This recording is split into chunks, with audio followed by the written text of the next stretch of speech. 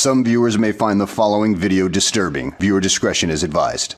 Hey everyone, welcome back to Board Games Unlocked, and today I'm doing a discussion over Happy Homes, which is a game that I bought at a whim at Gen Con one year, and it's not great. This is not a great game, and it's kind of a shame because I feel like this theme is underrepresented. There's another home design, Dream Home, that surprisingly got an expansion that was pretty good from what I remember, and then I've been craving that itch of a very solid home design game, and unfortunately this is just not it. It almost just kind of feels half-baked. The game is, it's very quick and it's cheap and it's a small footprint kind of game, but there's just not a whole lot going for it, unfortunately. Really, you just have these 4 rooms that you go around this board and just basically just pick a card that has a tile on it and place it in that particular room. For spatial awareness games, which are some of my favorite kinds of games, I just felt like it was whatever, placing any tile. And most of the time, you're looking at it and you're like, well, that can't fit, so I guess I just won't get it. Because this board is awful. How this even passed design testing is beyond me, because it seems relatively simple. You have, spots around this track of whatever that have a card on them for a piece of furniture. But there's supposed to be, in terms of turn order, you're supposed to go as far as you want. You can go to any piece, but then everyone behind you can go, and then they go until you pass, or they pass the person. And that's not something that's unheard of, where if you do one big turn, then everyone else can do a bunch of smaller turns before they pass you, and then it's finally your turn again. That seems to be the idea here. Except there's no concept really there's no big turn. It's, I went here to grab this, and now you can just go boom, boom, boom, boom, because you're just behind me. It's awful. In half the time, whenever I play this, it's like, wait, where were you? Were you behind me? Because it's a circular thing. There's no real starting point, so you're just, all right, well, I think you were behind me, but now technically, because it's a circle, I'm behind you. But you're also still behind me, so who gets to go?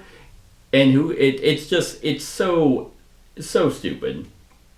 And then, just because you get to go wherever, there's like, all right, I guess I'll take that piece of furniture, and I get to go there, and before too long, your house is already filled, and then you have really no other choice but to kind of end your turn. And when you end your turn, you just take a welcome mat, and that gives you a certain number of points. So there doesn't really have been much thought behind coordinating the spatial awareness, making that interesting. It's literally a deck of cards. You place them in a market area, and then you just take them and put the piece in your board, and that's it. And then, because there's the 4 different rooms, and one of the spaces in that room has a doorway, you can't place furniture in front of it, so it's already smaller than what it depicts. And I don't really like that. I don't like the idea that you put in one piece of furniture in the room and it's basically already filled. And then you go into different types of symbols that you need for colors that need to be in each room to score points. There's furniture sets. It doesn't give like a fun home decor theme. And so I'm not happy when I'm playing Happy Homes. And I don't know, I would have much preferred, because they have one idea in here that makes sense. And there are some tiles that when you grab, they have like a white line on them. And that indicates it has to be placed against the wall. It's like, okay, like if you have a toilet, that has to be placed against the wall. That makes sense. Everything else is kind of freeform. And it would have been nicer if more of those tiles had restrictions. So when you take it, you have to think about where it's going instead of just playing to be optimal on the tile placement. And when you're trying to do a home decor game, it would be cool if you actually got rewarded for decorating your home.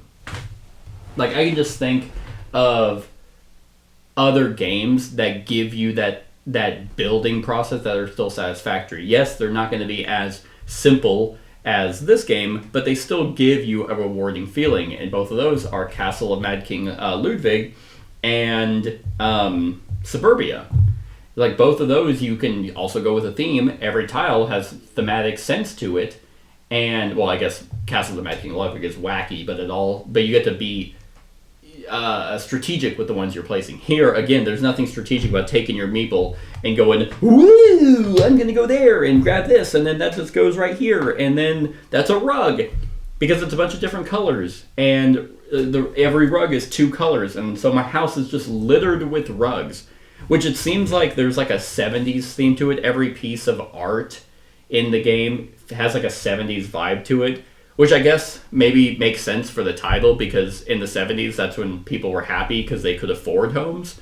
But here, it's like you look at your spatial awareness. Like that's the thing about these kinds of games is whenever you're done, win or lose, you get to look and be like, oh, look at what I built. This is fun.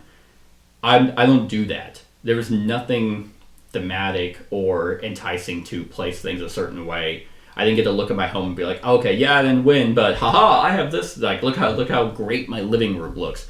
It's just, nope, I have tables, and I have tables back to back and couches back to back, because that's what filled out my living room, and it covered the scratches.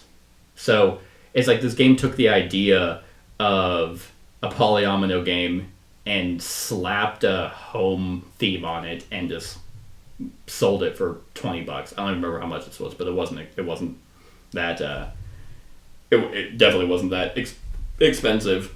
So I don't know, like it just doesn't really do it for me in really any sense. I'm struggling to find.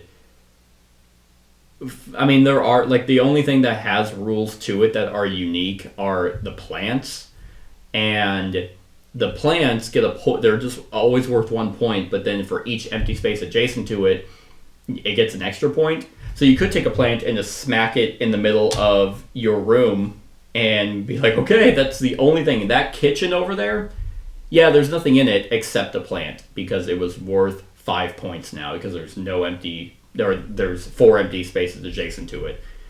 I don't know. I feel like, yes, I understand that this is clearly meant to be for a younger audience, and I'm probably ripping on it way more than it actually deserves. But I really just feel like for home decor, I wish there was more, but honestly, I still have happy homes. Not happy homes, like, I still have Dream Home. And I guess this is going to have to be my house themed game. And then for anything bigger than a home, I'll do Suburbia or Castle of the Mad King Ludwig. Yeah, this one's kind of a hard miss. So it's I don't know. I'm gonna give it like a 4 out of 10. I think it's a below average game. I wouldn't spend the money on it, honestly.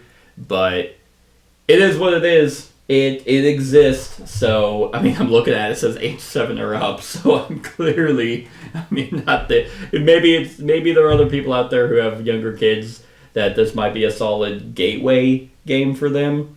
But yeah, it's not for me. So that's it, everyone. That's my thoughts on Happy Home. Let me know what you think of the game in the comments below. Other than that, like, comment, share, and subscribe, and have a wonderful whatever time of day it is for you.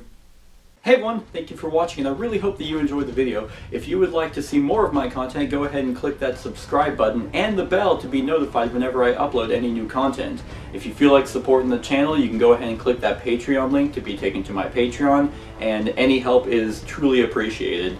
Other than that, stick around for any other run-throughs or reviews or cool top 10s or whatever I feel like putting on. Other than that, like, comment, share, and subscribe, and have a wonderful whatever time of day it is for you.